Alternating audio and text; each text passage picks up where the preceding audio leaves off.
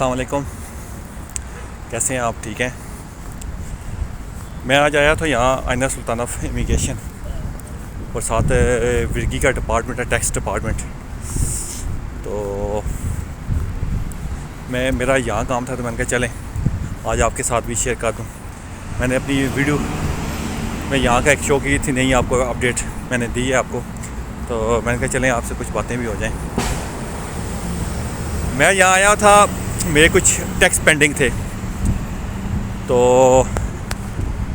खैर हम पाकिस्तानी हैं, तो हम किसी पाकिस्तानी से इन्फॉर्मेशन लेते हैं ना, तो वो बस जो नहीं भी पता होती ना, तो अगले को वैसे ही ये थोड़ा सा नर्वस कर देते हैं, डरा देते हैं बंदे को कि भाई आपके टैक्स पेंडिंग है, आपके लिए प्रॉब्लम बन जाएगी, ये होगा वो होगा, आपको यहाँ से जाने नहीं देंगे।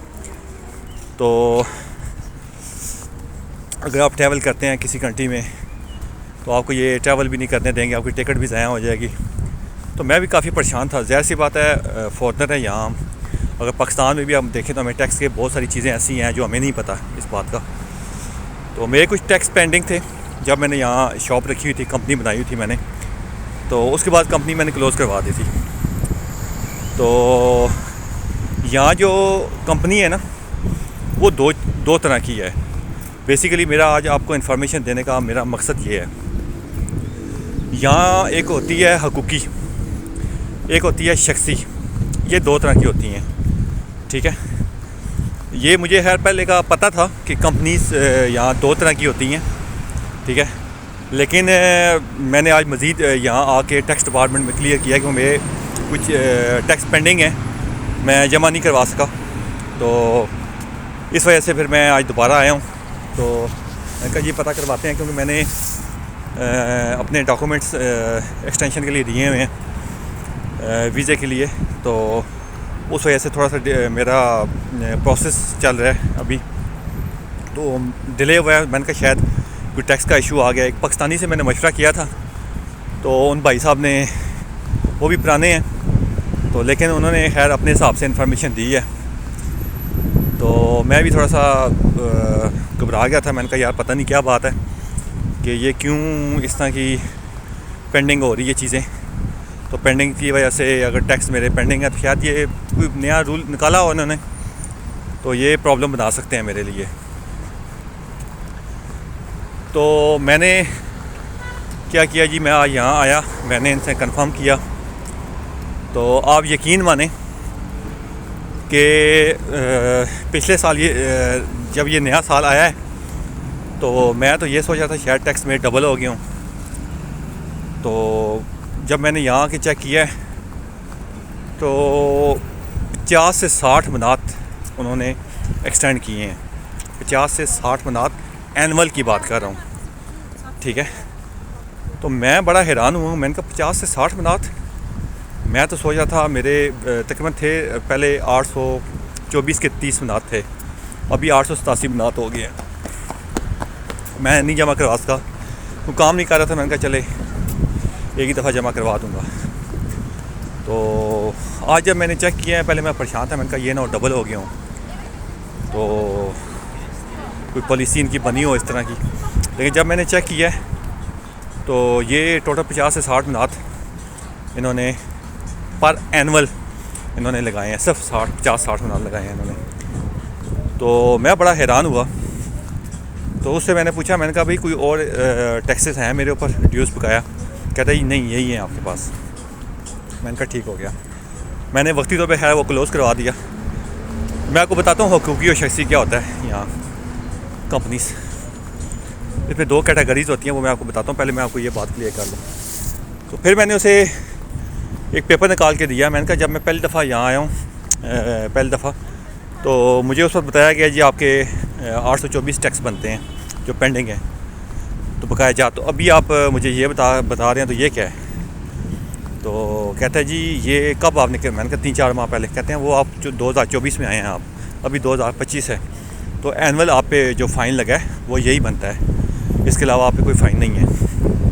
तो अब ये पूरा साल आपके लिए है। अगर आप इस साल नहीं जमा करवाते तो फिर जो एनुअल बनता है वो आप पे सिर्फ लगेगा।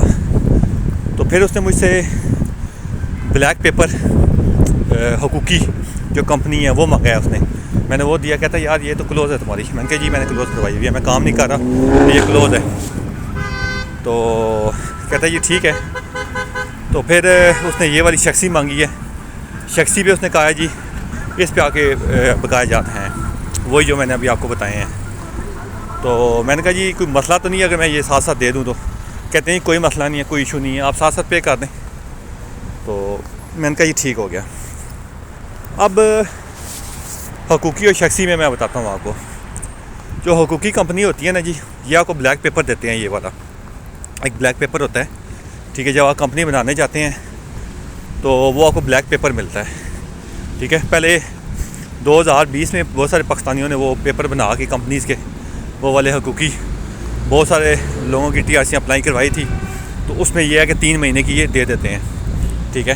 कि ठीक है आप अपनी यहाँ शॉप ओपन करो, जो भी मामलात हैं आपने करें, फिर उसके बाद आप दोबारा रीअप्लाई करेंगे तो अब आपको आगे फर्दर पे एक्सटेंड कर देंगे TRC। वो है ख़त्म हो गया था तरीक़ाकार सारा। तो वो जो ब्लैक पेपर होता है उस कंपनी में आप अपना स्टॉक, ठीक है, इंपोर्ट एक्सपोर्ट आप उस पर कर सकते हैं आप, ठीक है। उसे कहते हैं हकूकी कंपनी, ठीक है। ब्लैक पेपर के अंदर वो कोड भी होता है आपका, जिसे ये सिफरा कहते हैं, ठीक है। उसके अंदर लिखा होता है सिफरा, वो कोड होता है आपका। फिर इसके बाद एक होती है जी हकूकी, ठीक है। उसे कहते हैं वाइन, ठीक है, उसे कहते हैं वाइन, ठीक है। वो येलो कलर का पेपर होता है वाइन में। जो आपकी हकूकी कंपनी होती है ना, उसके बाद ये वाइन ओपन होता है आपका। लेकिन जो वाइन ओपन होता है ना, ये आपकी TRC के ब्याफ पे होता है। कंपनी आप वैसे बना सकते हैं, लेकिन वाइन आप ऐसे ओपन नहीं कर सकते आप जब तक आपके पास TRC नहीं है, ठीक है। TRC का होना ज़रूरी है उसके लिए, वाइन ओपन करने के लिए, ठीक है। उस वाइन में होता क्या है, वो आपकी कंपनी का अकाउंट बन जाता है उसमें, ठीक है, उस वाइन में, ठीक है। वो शख्सी कंपनी होती है, ठीक है। उसमें आपके अकाउंट आपका ओपन होता है। फिर अकाउंट में जो आपकी एक इनकी डिवाइस होती है कासा, ठीक है, जिसमें वो पेमेंट होती है, जिस पे ATM कार्ड लगता है, क्रेडिट कार्ड लगते हैं जिस पे, तो वो पेमेंट आपके अकाउंट में जाती है। अकाउंट से फिर आपके टैक्स पे होते हैं, वो फिर सारा रिकॉर्ड इनके पास होता है, ठीक है। उसमें फिर वो सारा आपका सिस्टम ही चलता रहता है। फिर उस कंपनी में माजरत में मैं चल रहा हूँ तो मुझे सांस चढ़ी हुई है, शायद कोई लफ्ज़ आगे पीछे हो तो माजरत, अगर आपको समझ ना आए तो। वैसे मैं थोड़ा ऊंचा बोल रहा हूँ, आपको समझ आ जाए तो उम्मीद है मेरी आपको समझ आ रही होगी। तो वो शख्सी कंपनी वाइन ये होता है, ठीक है। आपका उस पर अकाउंट ओपन हो जाता है, ठीक है। यहाँ से कहते हैं हिसाब बागले उसे कहते हैं, ये जो वाइन होता है, ठीक है ना। मतलब आपने हिसाब देना होता है, ठीक है। तो इसमें आपका सारा हिसाब आ जाता है इस वाइन में, ठीक है। उस हिसाब के थ्रू फिर आप अपने टैक्स पे करते रहते हैं, ठीक है। इसके अलावा और भी टैक्सेस होते हैं, लेकिन वैसे मैंने आपको वाइन शख्सी कंपनी के अंदर जो कैटेगरीज हैं वो बताई हैं, वाइन और जो आपकी कंपनी है शख्सी और हकूकी कंपनी, इसका आज आपको मैं बता रहा हूँ आज़रबाईजान में कि ये 2 होती हैं। तो मुझे बताया गया था जी कि आपके लिए प्रॉब्लम बनेगी, ये है वो है ये है। तो मैं भी काफ़ी परेशान था, लेकिन आज मुझे इस बात का भी क्लियर हो गया है, ठीक है, कि कोई ऐसा मसला नहीं है, ठीक है। हाँ, अगर मेरी दूसरी कंपनी ओपन होती जो हकूकी है, उस पर प्रॉब्लम हो सकती थी, ठीक है। मे बी मैं लफ्ज़ इस्तेमाल कर रहा हूँ, मे बी हो सकता है उस पर मेरी प्रॉब्लम हो सकती थी। तो लेकिन वो मेरी क्लोज़ हुई है, वो मैंने ऑलरेडी क्लोज़ की हुई है, और उस पर कोई मेरे बकाए जात नहीं थे जब मैंने क्लोज़ करवाई है। तो इस पर मेरे पेंडिंग कुछ रहते हैं। तो ये होता है जी हकूकी और शख्सी कंपनी का डिफरेंस।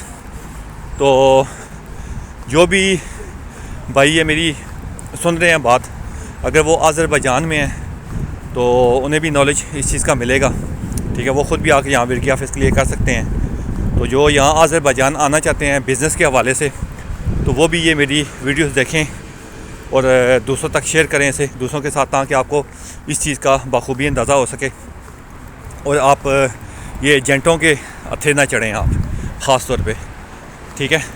कोशिश करें कि आपको यहाँ अगर आप आज़रबाईजान में आते हैं आप, तो आपको लैंग्वेज सबसे पहले आप लैंग्वेज आके सीखें आप। अगर आपने पैसा इन्वेस्ट करना है, बिज़नेस करना है आपने यहाँ, तो अपना आप पैसा इन्वेस्ट करने से पहले यहाँ आप लैंग्वेज कोर्स में एडमिशन लें ताकि आपको इनकी बेसिक्स क्लियर हो सकें, ठीक है।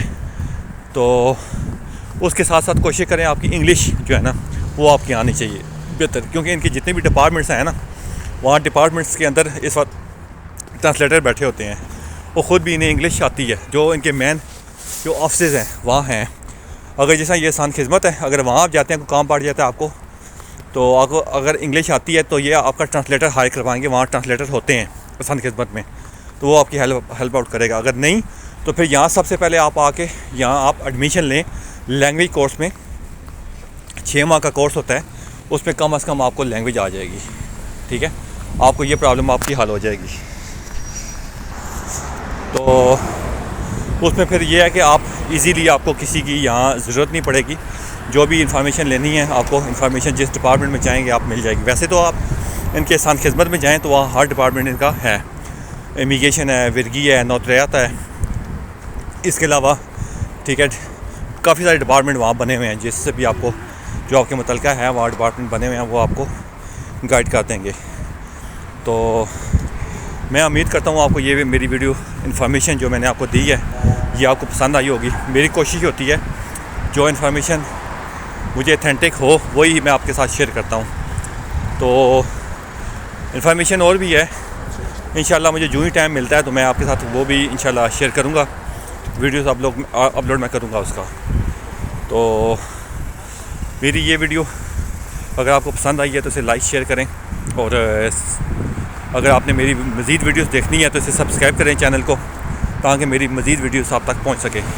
मैंने आपको जस्ट जब भी कोई इन्फॉर्मेशन देता हूँ सिर्फ इसलिए इन्फॉर्मेशन देता हूँ कि यहाँ कभी भी आप अगर आते हैं तो यहाँ किसी की आपको हेल्प आउट की ज़रूरत नहीं पड़ेगी आपको कि आप फॉरेनर हायर करें आप, ठीक है। यहाँ लोकल के साथ आप ऐसी गाइडेंस जो मैंने आपको अपने चैनल में दी हुई है, ये ऐसी गाइडेंस है कि आपको किसी फॉरेनर की यहाँ ज़रूरत नहीं पड़ेगी, ठीक है। आपको जब भी आप यहाँ आएंगे आपको बेसिक चीज़ें मैंने क्लियर की हुई हैं, और आपको इनके डिपार्टमेंट के पे ही काम पड़ेगा और वहीं से आपको चीज़ें क्लियर हो जाएंगी, और आपको किसी भी एजेंट को पैसे देने की ज़रूरत नहीं पड़ेगी आपको।